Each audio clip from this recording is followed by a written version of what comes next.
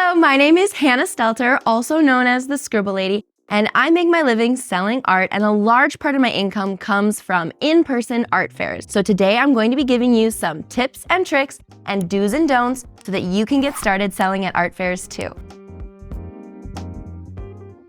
On the left here, you can see these tablecloths cover the entire table all the way down to the floor. This is basically a must. We don't want to have tablecloths like the one over here where you can see the legs of the table. And it's not because the legs of the table are ugly, they probably are. It's because you are going to have bins of stuff and extra art and your packing materials, and you're going to want to store that somewhere and probably under the table. This one is called a stretch tablecloth as well. It is also a stretchy fabric and it's not going to have wrinkles, but there's a ton of different types out there. So do some research, find one that you like. My best advice is not to get something that's cotton or going to wrinkle super easily. You're gonna need to bring a steamer or an iron. It's gonna be wrinkly and it's gonna be a whole thing. So you can see at my booth over here on the left, there's not really any signage talking about the name of my business or what it is that I sell. And trust me, at art fairs, people are walking in hordes and they'll skip a booth if it doesn't look interesting from far away. You have to do something to draw them in, and signage is going to be one of the best ways to do it. You can see on the left here, my sign says designed by Hannah, the name of my art business, and it's tucked away behind my display and you can barely see it. On the right side here, I've recreated a brand new sign that says what I sell: stickers and nudes. Loud. It's super big and people can see it from really far away. And the first show that I ever put this sign up, I could tell there was a huge difference. People would come in and they'd tell me that they saw it from across the fair and they had to come check it out. Signage works wonders.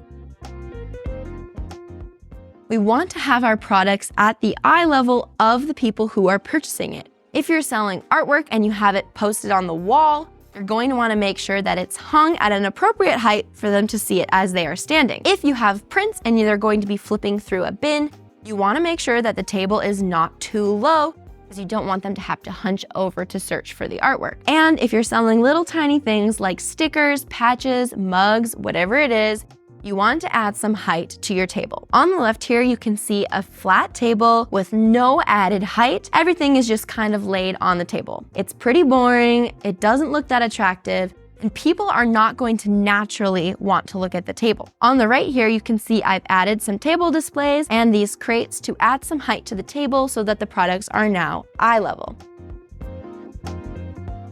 Test it out at home first.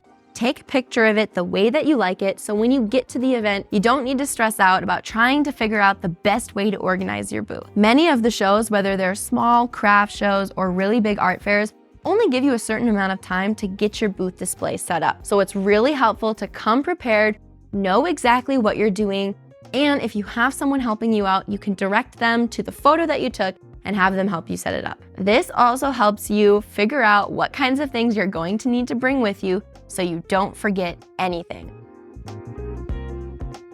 Everyone who is attending these shows is coming with the intention to spend money, and there's nothing more frustrating than trying to shop when you have no idea what the price is. If you're busy talking to someone else and they have to wait to ask you how much something might cost, you could lose a potential client. They might just walk away and say, well, forget it, they don't care about me. Having your prices clearly marked is going to help you. And it might feel scary. That imposter syndrome might say, if I put my prices on there, people might ask me why it's priced the way it is. You know, I feel the same way. Sometimes it might feel safer to not put your prices at all, but trust me, people want to know, and they're actually not going to ask you as often or say weird things about, oh, it's expensive, if they know what the price is ahead of time. We also want to make sure that we are bringing our social media information, our business cards, and ways to contact us. A lot of these art fairs, people will come who maybe want to order custom art from you, or they're not ready to purchase something right now, but they're looking for people where they can get gifts from for the holidays. A lot of people are going to ask for your business card information, so make sure you bring a lot. My pro tip is to bring several different types of business cards. I like to bring paper business cards or some type of information that I can physically hand to somebody, because there's a lot of people who prefer that over social media. But in the event that you run out of business cards, you always want to have a backup option of a digital QR code that you can have someone scan their phone on to get your information. That way, if you run out of business cards, you can at least direct them to take a picture of your QR code. I hope you found this interesting and are encouraged to start selling your artwork. And if you want to learn more about this, you can find my brand new course on Domestika.